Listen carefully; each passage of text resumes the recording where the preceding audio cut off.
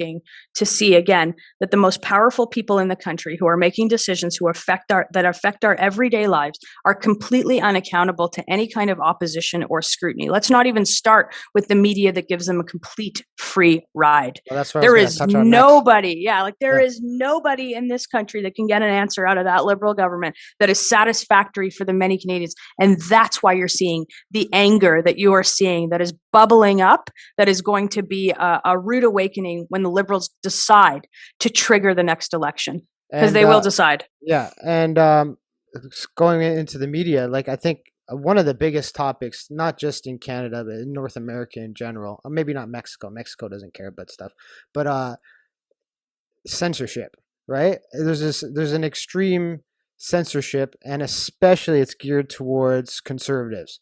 Anyone with a right-leaning view or on the right.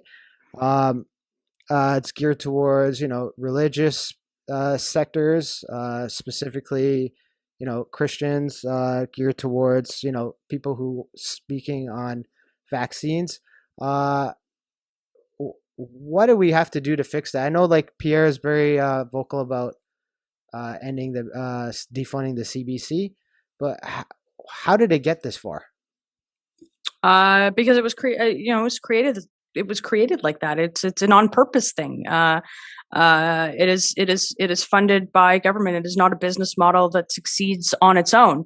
And I think the one way that conservatives have successfully and will continue to successfully to break through that cycle that is not favorable for us and frankly irrelevant to big segments of the population. I don't know how many people a little bit younger than I am are watching the 6 o'clock news or the 8 o'clock news or the 11 o'clock news or any news at all on TV. Yeah. The breakthrough is the ability to break through social media, and Pierre's done it brilliantly for a Canadian politician. He's got a reach that is far beyond what Lisa LaFlamme or whatever the CBC national is, however many hosts they have now. I think there's plenty of people paying attention to other sources of media, and that's the market's going to speak. That's going to be the killer. And what we need to make sure is that the Liberals aren't regulating the internet on deciding what you and I can see. Yeah, BillC11. That's what I was talking about. BillC11, we can do this for another hour. I know. There's so much crap to talk about. But do you think that BillC11 was specifically designed to silence the opposition?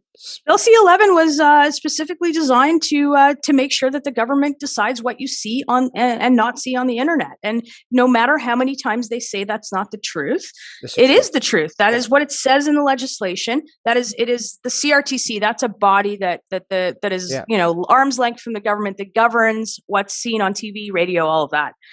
They've not done the internet. They can't. They're not even capable of doing the job that they already have, let alone the one that they're about to get. And deciding what you and I see, what content creators like you, deciding where that comes onto my feed or how popular you are based on sort of likes and who's seeing it, that has an effect on what we're going to see here, and that effect is produced by the government. It is censorship in every way that you look at it. Yeah, and even the big tech companies have come out and spoken against it. Google, for sure. Google, Twitter, the most woke company on the planet. Absolutely. Like they've all spoke out about it, and I mean it's a huge problem. And I think it's a huge problem for people like you, right? Yeah, it's a huge problem for people like me. But I mean, like I'm not even somebody with a gigantic reach. It's a huge problem for just content creation in general. Right. And people who are willing who want to speak out and just even forget speaking out, just express their opinion. But